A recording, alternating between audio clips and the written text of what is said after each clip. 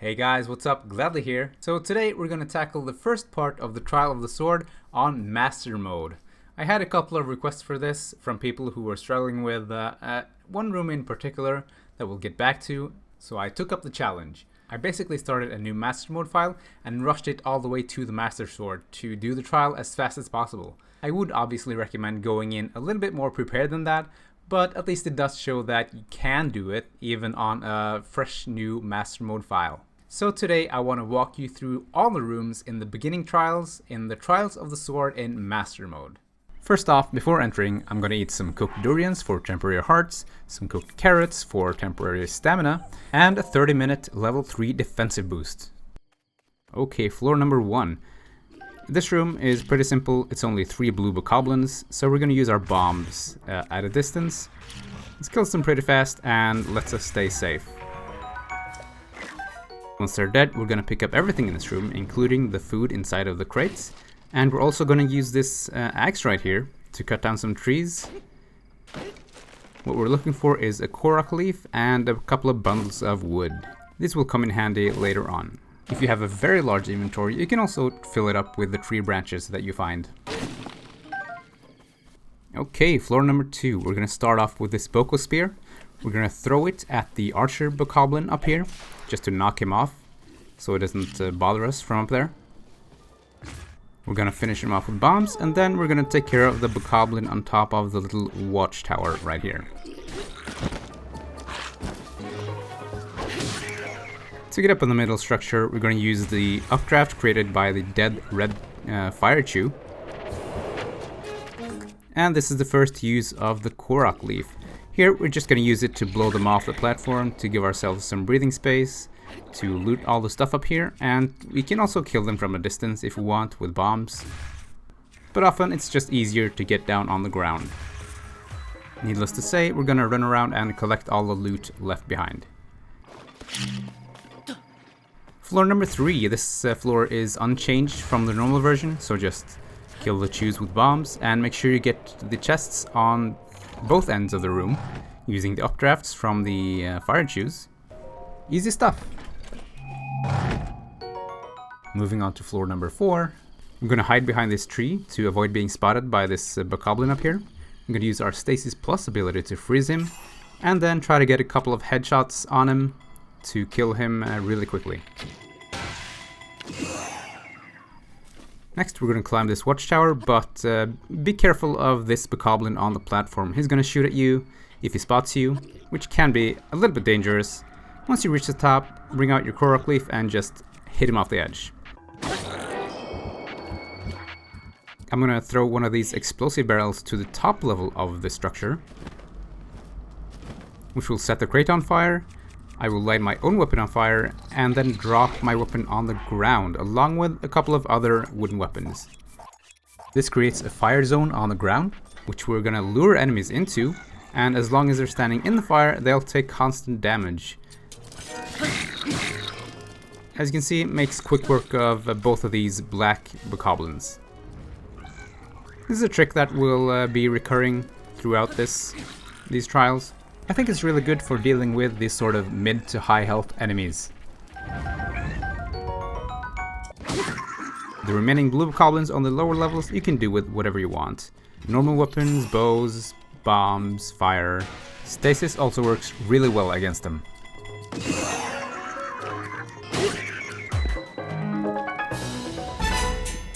Floor number 5. Here there's 2 black moblins outside, as well as 3 black bokoblins inside the skull. For the moblins, we're going to use the same fire trick, start a fire on the ground, and lure both of them into it.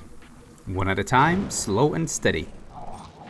For weapon pickups, if your inventory space is limited like mine, I'm going to prioritize picking up the high attack weapons, obviously, but also keep a healthy stock of wooden weapons so that this trick becomes easier. After the deed is done, make sure you pick the wooden weapons back up, otherwise they'll burn up after 60 seconds. For the party inside the skull, I'm going to cut down one of these fire lanterns, which will set off the explosive barrels inside. I was a bit unlucky here and they all survived and managed to regenerate, so I used the fire trick again.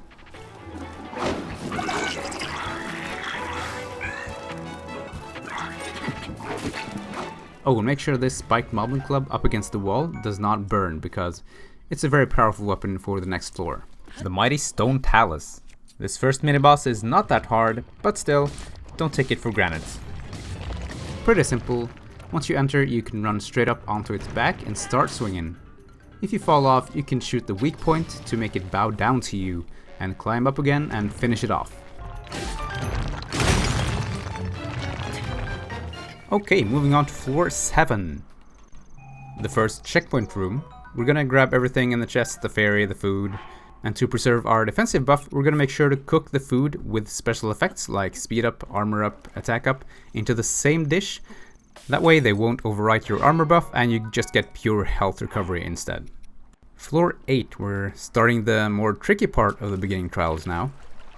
In this room there are several Lizalfos as well as an electric chew. We're gonna shoot the chew just to get rid of it and then deal with the 2 Lizalfos. And again, we're gonna use the fire trick.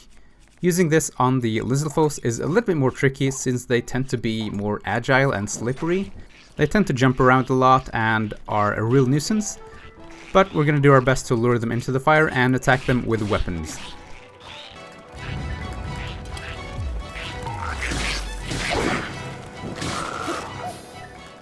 We're gonna shoot the Lizalfos on the rocks with arrows. We're gonna get the chest with arrows and finish the last one off with bombs. Floor 9, a very short room, only contains 2 Octorok and an electric Wizrobe. Pretty simple, pop the balloons with arrows. And the Wizrobe we're gonna deal with a combination of the Stasis Plus ability and melee strikes. So we're gonna freeze it and then attack it as much as we can. He's gonna stay stunned for a good amount of time.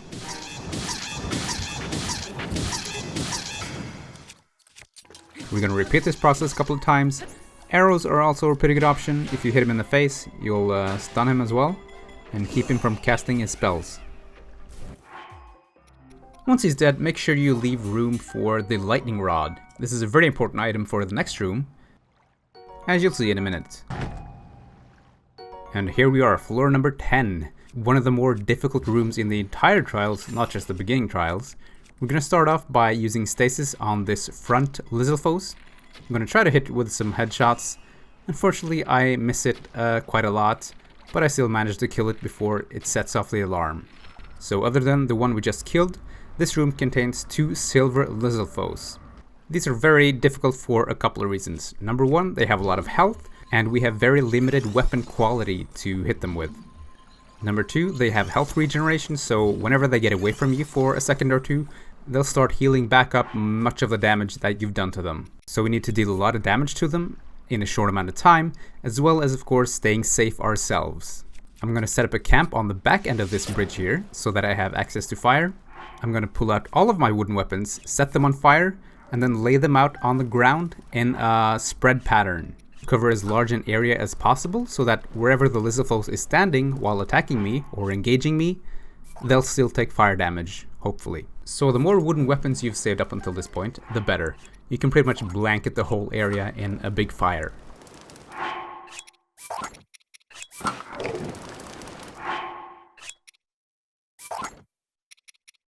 Once they're set up, we're going to try to lure them into our trap one by one. So we're going to use our arrows to attack them. The fire actually adds a bit of bonus damage to our normal arrows as well, which is a nice effect. So he's coming over here and he steps right into the fire. Ideally, we want to keep him in the fire for as long as possible. So even though he jumps back here, he jumps back into the fire. And now we're going to use our electric rod to stun him in place. We're going to switch to a normal weapon and hit him a couple of times. Switch back to the rod to stun him again. And I actually make a small mistake here. My weapon broke against him and that knocked him back. And we actually don't want that. We don't want him to fall into the water and start regenerating. So we want to avoid knocking him back. That's why whenever I switch to my normal weapon, I only hit him a couple of times and not the full combo. which would knock him back out of the fire. But other than that, this is working really well. He's staying in place, he's taking constant damage, and there is one down. One to go. We're gonna refresh the wooden weapons so they don't burn up. And we're gonna do the exact same thing to the other one. Lure him over with some bow shots. I almost feel sorry for that guy. Almost. In this case, he goes a little bit too far, and then he manages to jump out into the water. This is one reason why this room can be pretty painful. So instead, we're gonna pick up our weapons and set up camp in the middle part of this room. This gives us a little bit more room to maneuver, and more importantly, gives him more room to maneuver, so that hopefully he won't jump out again. So again, same exact setup. Wait for him to come to you. Once he's in the fire, switch to your lightning rod and stun him and do the same old routine. Switch back to a normal weapon, hit him a couple times, back to the lightning rod to stun him, rinse and repeat. The lightning rod may well break like mine did. If it does, just keep dancing around, keep luring him into the fire and hitting him when you can. When they're alone and low on health, they're not so dangerous. Just make sure that they don't get the opportunity to regenerate a lot of health. So if he just stands there, or if he jumps into the water for example and spits at you, shoot a couple of arrows at him to keep him from regenerating.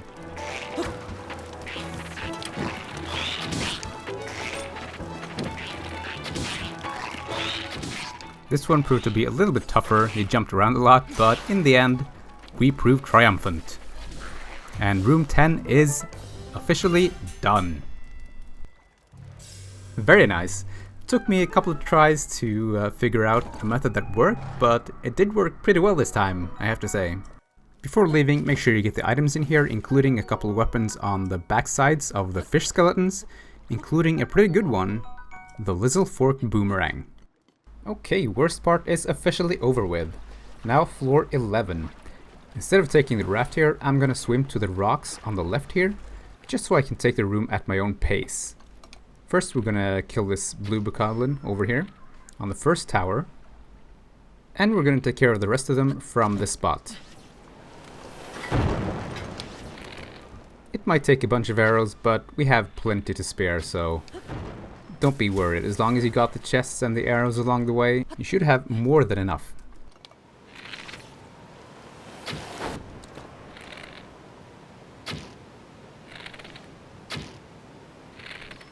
From this distance, the bokoblins can't hit you either, so it's a very safe way of clearing these archers. I'm gonna make my way up on this wooden platform, just ahead. And from here, we're gonna take out the two blue bokoblins on the bottom level of the structure here with our bow. They don't have too much health, so it's much easier to deal with them that way than having to deal with all three bokoblins at once. But when those are dead, we are going to make our way to the main platform. Equip our Korok Leaf. We take some damage there, unfortunately. That spear has a long range. Unfortunate, but we're just going to use our Korok Leaf to push it off and do the exact same with the Silver Bokoblin. Easiest 2 kills of my life.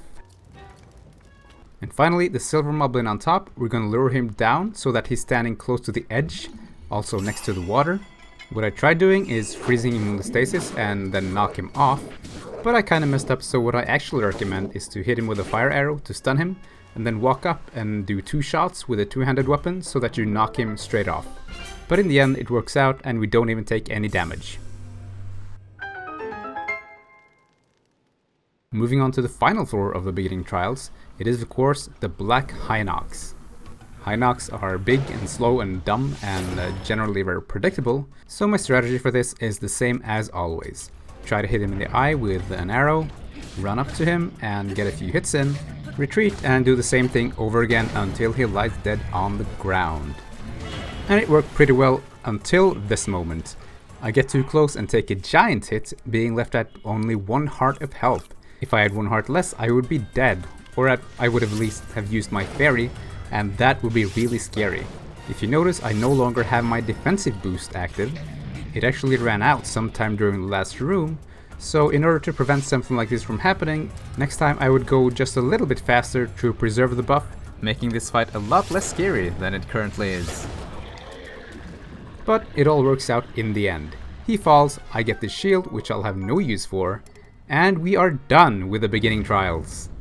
All that's left to do is to step into the next room and collect our prize. I have to say this was a hell of an experience, especially figuring out a way to tackle room 10. We took some unnecessary damage and had a scary moment at the end there. But we made it in the end. And we get the first upgrade to our Master Sword. But that was actually a lot of fun. Maybe someday I'll do like a 3-heart challenge for this and try to do a flawless run where I don't take any damage. I gotta say, it feels like even more of an accomplishment on hard mode to do this than on normal mode. Especially when we get our fully powered Master Sword. That should prove very useful in our new Master Mode file. And if the beginning trials are supposed to be the hardest in hard mode, then it should be smooth sailing from here on out, right? Well, we'll see about that. I probably shouldn't underestimate the trials that much on Master Mode. Anyway, hopefully you enjoyed, hopefully you learned something if you're planning on doing this yourself. I had a lot of fun. I'll probably be back with the middle and final trials as well. But until next time, thanks for watching and I'll see you guys later.